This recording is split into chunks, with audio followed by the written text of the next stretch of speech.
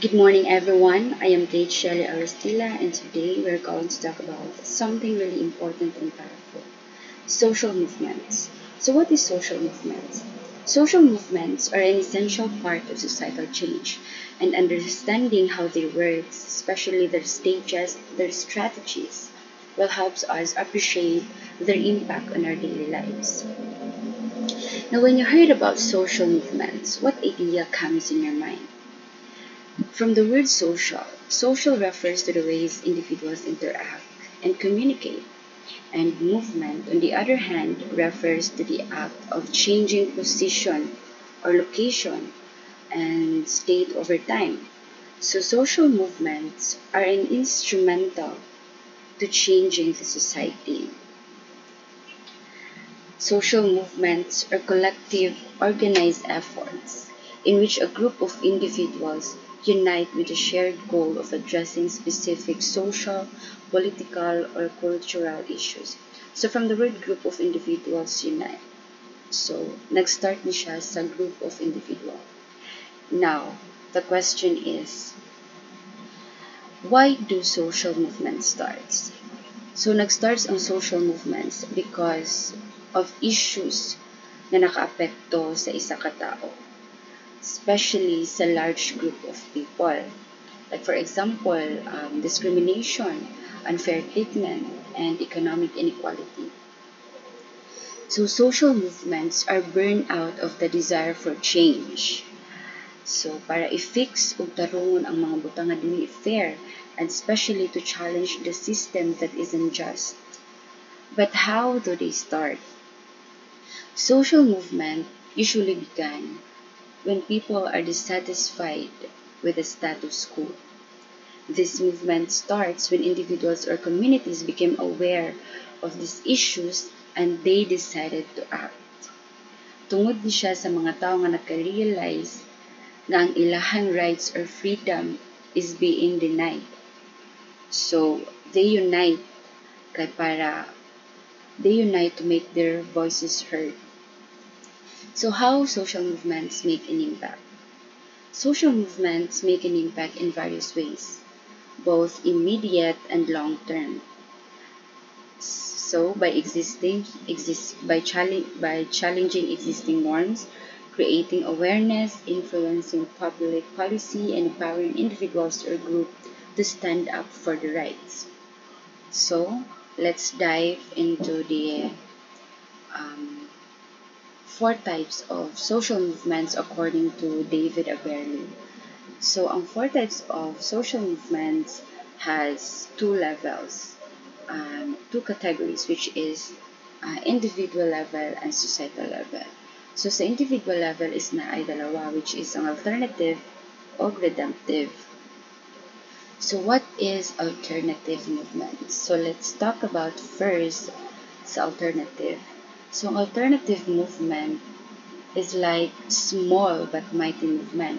It's about changing a specific part of people's behavior or values, but not trying to change the entire system. So, for example, na ay mga campaigns about healthy lifestyle. So, di ba, ang punto ana, ang purpose ana is to change the daily activities sa isa ka individual. Like for example, ginatudlo nila nga kung ikaw sige ka kaon og mga karne, so dapat kaon na ka og mga gulay kay para healthy ang imong lifestyle. So para lang na siya sa change na partial. So natin ginatawag nga partial change o total change. Ang alternative is partial change lang na siya. It doesn't change the entire system. So, ang redemptive is about complete personal transformation. So, like going from zero. So, ang example, like for example, sa redemptive is mga drug rehabilitation or kanang magpa-rebaptize ka. So, di ba, i-change nimo ang imuhang bali mag-transform ka into new you. So, deep Ang redemptive is on a deeper level. Kung ang alternative is pahapyaw lang siya, ang redemptive is on deeper level transformation. So, ang redemptive is total change of an individual level, while ang alternative is partial change of an individual level. Let's proceed to societal level. A reformative movement is social movement that seek limited changes but across an entire society, advocating for policy or social norm adjustment without replacing the entire system. So, ang reformative is changing specific aspect of society, not the whole thing, but like fixing the stuff that's messed up in one part of the system. So, dili siya para sa revolutionary. So, ang revolutionary this is like major shake-up time. Diba? Social movements seek fundamental, radical change in society. So, I think about people who want to totally overthrow the existing political system. We're talking about revolutionaries who are ready to flip the script on everything, whether it's government, economics, or society itself. Muna siya ang revolutionary. Ang reformative is partial change, while ang revolutionary is total change. So that are the four types of social movements according to David Oberle, which helps us understand about social movements and what's their focus and how they work. So, as time goes by, na mga nakadiscover o mas broader na pag-understand sa types of social movements. So, we have 9 types of social movements. Now, let's proceed to stages of social movements. So, we have 4 stages of social movements, which is emergence, coalescence, bureaucratization, and decline. So, sa emergence is, muna siya ang beginning of social movement. So, diri as sa emergence, diri nila mabalaan na issue. And after nila mabalaan nga na-issue, they start discussing it. So, diri ang mga chika-chika sa emergence. Now, sa coalescence is diri na nila i-start, bali mag-start sila og mga plano nga mag-rally sila. So, mag-organize sila. And people, these issues are clearer. This is when the movement starts to get bigger and more organized. So people know what they want. This is when the movement starts to get momentum and we are more protest public demonstrations.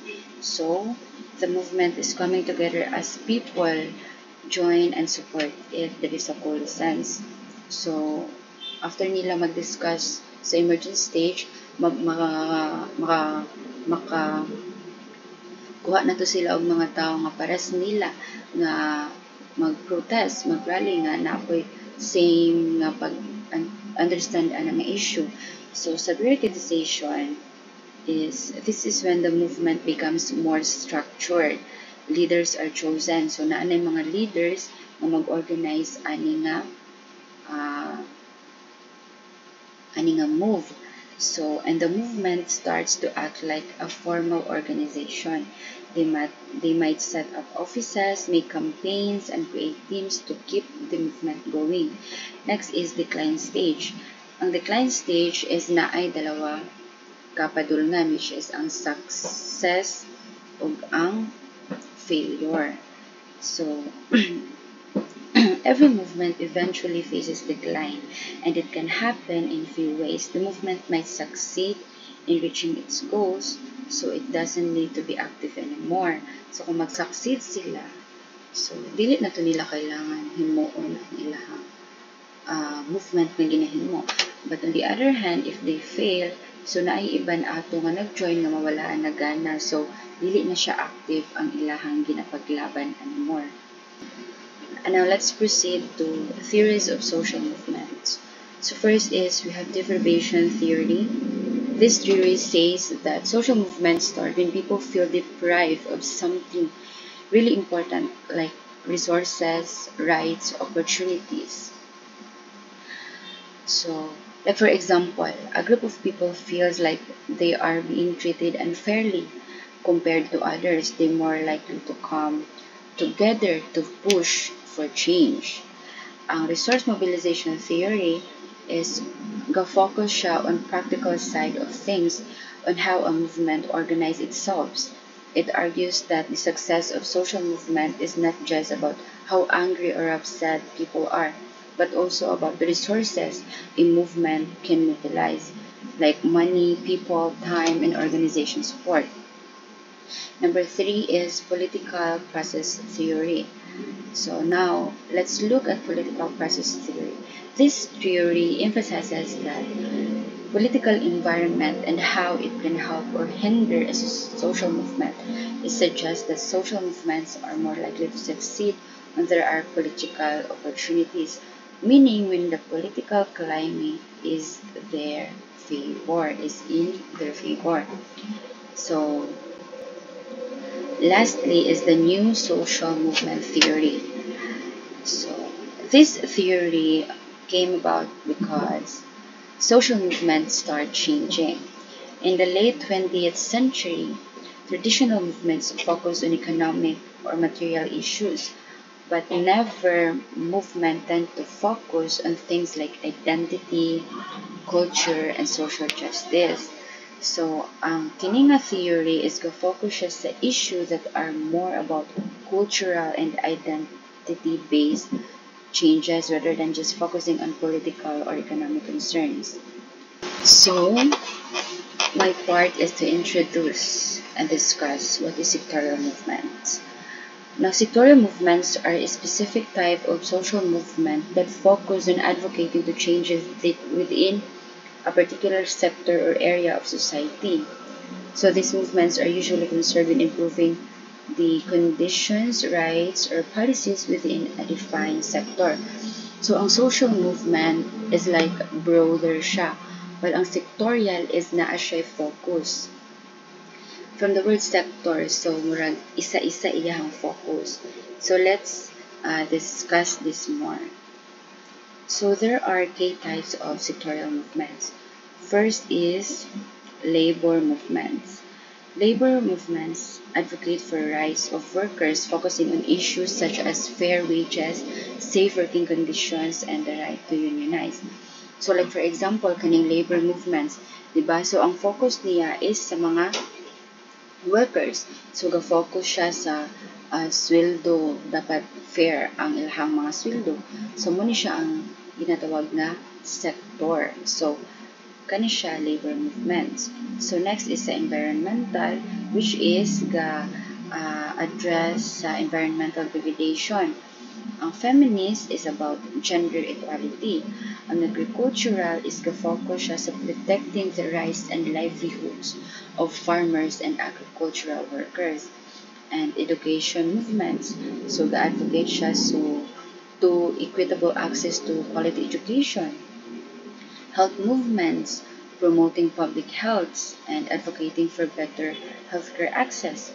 Ang indigenous movements is focus siya on protecting the rights of indigenous people, including their land rights, cultural conservation, and legal recognition. So there are also strategies used in sectorial movements. Kung naay strategies ang social movements, which is broad na siya nga movement, naapod strategies ang sectorial movements, which is focus on kanang naa sila yung mga focus lang na movements. So first is advocacy and lobbying. So what is advocacy and lobbying? So it is like when movements try to talk to the government or convince lawmakers to pass new laws or change old ones. So like if a group wants better wages for workers, they'll approach politicians, explain the problem, and ask them to make new rules or laws that will help fix it. It's like trying to make connections to get things done. Muna siyang advocacy and lobbying. Well, ang protest and demonstration It's like when people do protest, they gather together in one place to show they're not happy, excuse me, with something else. For example, if na issue about pollution, so ang people might march on the street, mag-rally sila, mag-protest sila, magunit silang mga signs na mag-stop na stop pollution, na gaingon dito sa sign stop pollution. It's like making noise in public to get the government to listen and do something about it. That is protest and demonstration. Next is legal action and policy change. Legal action is when a movement uses the court system to challenge unfair laws or policies. They might file lawsuit or they could push for new laws that would help solve problems they fighting for it. This strategy is about using the legal process to force change. And lastly is the grassroots organizing and community mobilization. So grassroots means starting with ordinary people. In the community, like the government goes to barangay, it was like spreading the news. So small areas and they talk to everyone about the issue and they encourage people to join the cause kaya para magdaghan sila so they will grow. Ang ilang organization is mag-grow. So daghan na ang mag-support ana ng movement. Think of it like a community gathering that starts small but gets bigger and stronger when more people join in. So that is the grassroots organizing and community mobilization. In short, social movements reminds us that even ordinary people can create an extraordinary impact. That's all.